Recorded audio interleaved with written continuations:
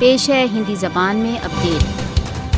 مودی نینترت state investigation agency نے ایک بار پھر بھارت دوارا اویدھ روپ سے ادھکت جموں کشمیر کے وبھن استھانوں پر چھاپے مارے۔ نئی دلی نینترت اسٹیٹ انویسٹیگیشن ایجنسی دوارا آکرمن بھارت دوارا اویدھ روپ سے ادھکت جموں کشمیر کی دنچریا کا بھاگ بن چکے ہیں۔ بھارت دوارا اویدھ روپ سے ادھکت جموں کشمیر میں اسٹیٹ انویسٹیگیشن ایجنسی بہدا حریت نیتاؤں، مانو ادھکار کارکنوں، پترکاروں، یہاں تک کہ سامانیہ جنتا کے گھروں پر چھاپے مارتی ہے۔ اسٹیٹ انویسٹیگیشن ایجنسی جھوٹے کیسوں میں کشمیریوں کو پھنسانے تथा پھر انہیں دنڈت کرنے کے لیے کخیات ہے۔ اسٹیٹ انویسٹیگیشن ایجنسی بھارتیہ ارد سینک بلوں کے ساتھ مل کر چھاپوں کے دوران ان کو تنگ کرتی ہے۔ اسٹیٹ انویسٹیگیشن ایجنسی جھوٹے من گڑت کیسوں میں کشمیریوں کو پھنسا کر دنڈت کرنے کے لیے کخیات ہے۔ بھارت دوارا اویدھ روپ سے ادھکت جموں کشمیر میں SIA دوارا چھاپے سوتنترتا کی آواز کو مون کرنے کی پرتیشودھی نیتی ہے۔